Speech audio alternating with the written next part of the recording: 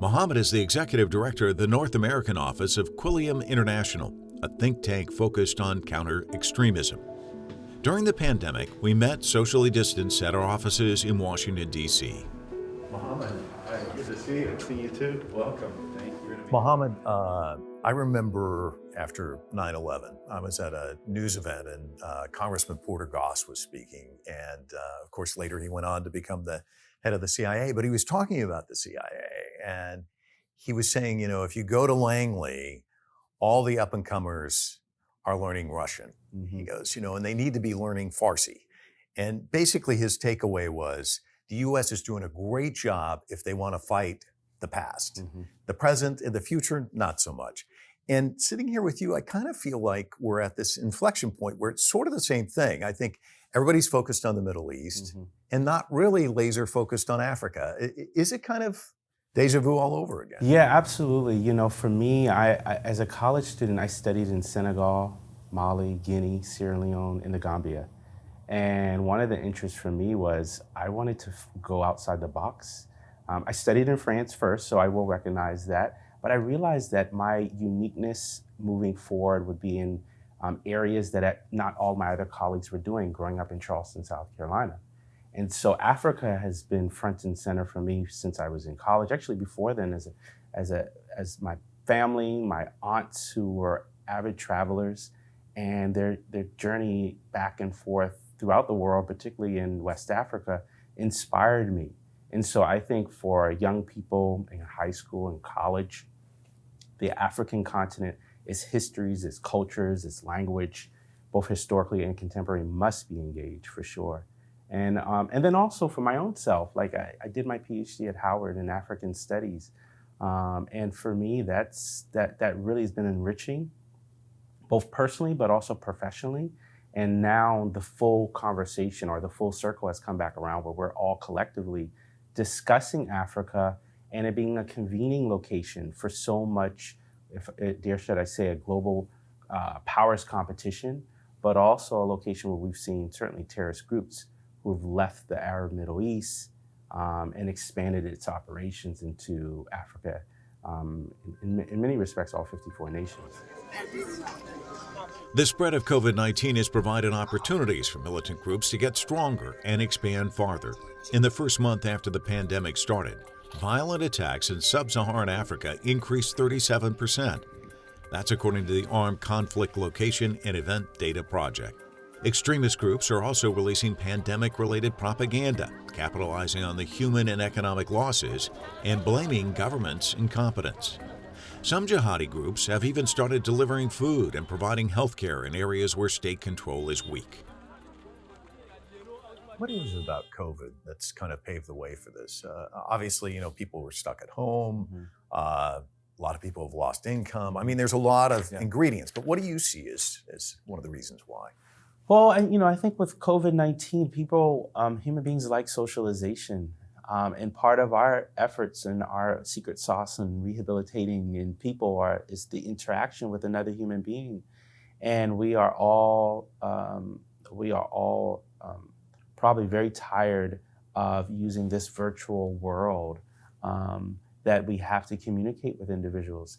And people operate very differently in those environments. Some people are dealing with the realities of being lonely in high stress environments, and the accessibility and access because of the internet, they can communicate with individuals who can bring into their own home, their own basement, wherever they are, information in a moment's notice.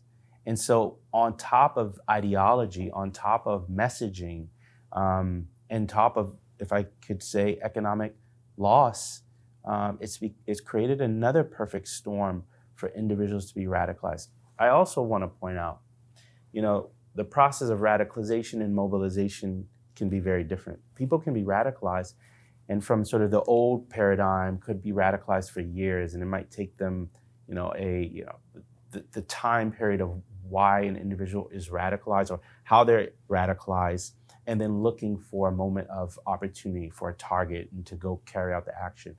What we're seeing is that being shortened and condensed, where they then can mobilize, and then that mobilization can unfortunately be used for carrying out an attack, whether it's small scale or it's low scale, small scale or very large, and that right there is very concerning. The persistent threats and the persistent attacks by multiple groups make this that much more challenging. I think we're dealing with the reality of groups that are learning from one another. That's not just on the African continent.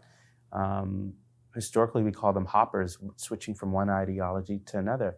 But what happens when you have individuals who are on extreme left or extreme right, but have a common issue of perhaps the government? What happens to say, and why would they not join forces with the common enemy? And of course, we would like that not to be the case. But I think as one who monitors and looks at these threats that are happening presently and around the corner, I can't help but not think about that. And I think that we've seen enough precedents of this in the past year to make us even more concerned than ever. I think about here in the United States and there's kind of this belief that, geez, it's just terrible what's going on in the Middle East. It's terrible what's going on here. How could this happen? How could these people have these ideologies and be terrorists and take these kinds of actions? And yet here in the United States, you have all these people who are like, QAnon's just a bunch of kooks, and you look at what they believe in, that there's this cabal of elites and they're drinking children's blood and they're stealing children. And I mean, you read what their beliefs are and you think, okay, well, yeah, they are kooks, but they're kind of serious and it's kind of threatening, and you don't think it's threatening until you see a mob storm the Capitol.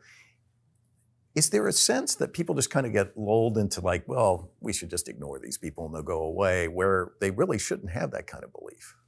Yeah, I think it was Sun Tzu who said, in short summary, you have to respect your enemy, respect your adversary. And I think in many respects, those of us working and understanding terrorism and how it evolves and evolution and how they adapt, and we have to understand these groups are also observing each other, and they're also observing the reaction. And so for me, certainly I don't agree with the messaging of what these groups have and what they highlight. I think it's an important element for us all collectively to see what their end state goal is and what they want to get out of this. And I think for us, both as researchers, as analysts, I recognize that some of these grievances that these groups have, even though they might sound outside of the mainstream, they speak to individuals who have real and or perceived grievances. Just as much as Al-Qaeda and ISIS had real and or perceived grievances. Not all grievances that are highlighted are absolutely outside of the mainstream. There's some legitimate ones. And I think recognizing that, but also recognizing how they use it to twist individuals who are just waiting for a moment, waiting for an opportunity to join a cause that will mobilize their efforts. And I think that we're confronted just now, or we're confronted not just in the United States, but globally with these multiple threats and individuals who are easily manipulated by even conspiracies. I think the COVID pandemic has just brought this to the forefront because there's also a huge amount of distrust and apprehension with vaccine, lack of interest or the desire to understand science and how evidence-based research is done. And so we are talking about how groups prey on these moments and groups of people and their vulnerabilities.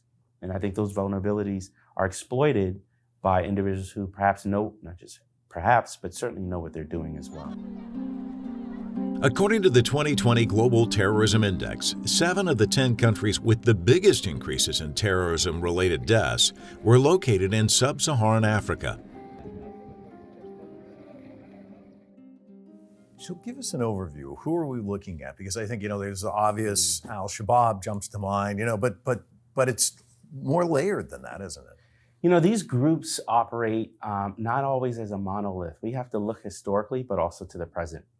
Many of these groups came about because of frustration with the state. Al-Shabaab came about because of a political vacuum in Somalia.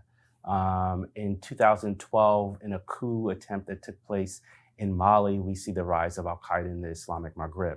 And we could move that into other groups that have merged, or I should say emerged, in present context. They fill and take an opportunistic moment. And we're seeing this also in places like Mozambique, which has seen an uptick.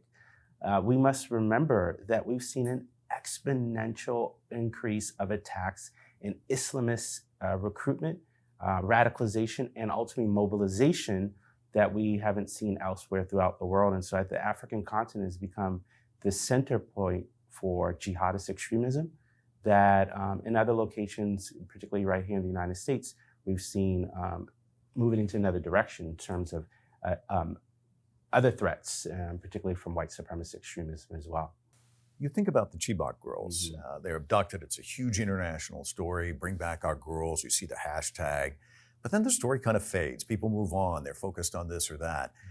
But that's only one element of what's going on in Nigeria. I mean, there's horror after horror after horror. What are we missing? Because these stories are kind of going underreported, aren't they? You know, I think about Chimamanda Adichie, the famous Nigerian writer who's written many books in the West that we're all familiar with, Americana being one. She had a TED Talks that came out in 2009 called The Problem of a Single Narrative. And I thought it was quite interesting because she talks about the multiple stories within the African context. And certainly she was encouraging this because of the cultural diversity, the milieu of what we know, the African continent as a whole, that oftentimes gets labeled as Africa is not a country. But I bring that up because I think it's quite interesting that the threats, the issues, the complexities vary from region to region and from country to country. Right now, we look at Cameroon and we have an issue taking place between an Anglophone region that wants to break away, and we have a very different dynamic that we're dealing with, an insurgency and terrorist movements that are in Nigeria, Niger, and Chad. And so those multiple threats, those multiple hazards, those multiple challenges have to be addressed in a local context. The popular statement of all issues are local, the local effect certainly impacts the response and also the motivations of why people join movements. We oftentimes use the label of Al-Shabaab, in particular I use Mozambique or in East Africa, but the local dynamic of homegrown violent extremism is a response because someone has felt disaffected. The UN put out a really interesting report a few years ago called The Journey In and Out of Extremism, and it talks about and canvasses multiple stories of African voices of reasons and motivations. They aren't all just because people are unemployed. They aren't all just because people are disaffected. They aren't all just because it's young people. It's intergenerational. So I think when we look at this in a nuanced way and unpack this in a really complex, multifaceted way, we can get a sort of a better understanding of how we come up with the appropriate response. Better governance is certainly one. Democratic rule and law is certainly important, but what does that look like in an African context? That might be looking very different than what we see maybe in advanced democracies elsewhere throughout the world. Muhammad's personal journey to work in counter-extremism was sparked by seeing the world outside of the West. Talking to you, it's clear you could do anything. Really bright guy. So why this? What was the interest? What got you so hung up on this? You know, I think probably just a fascination traveling and studying abroad, and quite frankly, studying in West Africa. I always had an interest in foreign policy and foreign relations. In high school, thought actually I was going to be a dentist. That was the pathway, and fascinated by perhaps being a periodontist, and focus on gum disease. But you know, I think the travel just radically changed my life in studying in these locations throughout the world, and then I just had a curiosity with languages, and I was like, wait a minute, I'm fusing all this historical knowledge, my experience working in international relations, and why not go into this field that I think I can make a difference? Is it gratifying what you do? It is. Sometimes it's not. It's the feedback to see the results isn't overnight, but You know, I look at someone like Muhammad Khalid, whose story is now out as the first and youngest person in U.S. history who's indicted on terrorism charges. I was part of that person who helped to rehabilitate him. It was our efforts in helping him on his journey. Now he's a productive citizen in college who made bad choices. And certainly the consequences was he was locked up in prison. That's rewarding. And I think there are many other stories of not just him, but who don't follow a particular stereotype. They're white, they're black, they're Jewish, they're not religious, they're Muslims, they're Christians, etc. And I think for me, it's exciting to be able to be part of seeing people on their journey and doing important work that complements the work of what other people are doing elsewhere too as well. So let me ask you this. You've spent almost 2 decades at this. It doesn't sound like the job gets any easier. It sounds like it gets more difficult. It gets more complex. Are there sleepless nights, or are there days where you get up and you say, you know, I am making a difference? We will turn the page. I try to get my 7-8 hours of sleep, and I stay positive, and I'm hopeful. I think this is just one aspect that we're confronted with now. But I'm confident that we'll do this in a collaborative session. I think now, having seen perspectives in outside of sort of government worlds, I'm mindful of the power and contribution of just citizens and also organizations that can work collaboratively to address these existential questions that aren't just ones that are affecting Americans, but they're ones who are affecting individuals who are in Africa. They're affecting individuals who are in Latin America.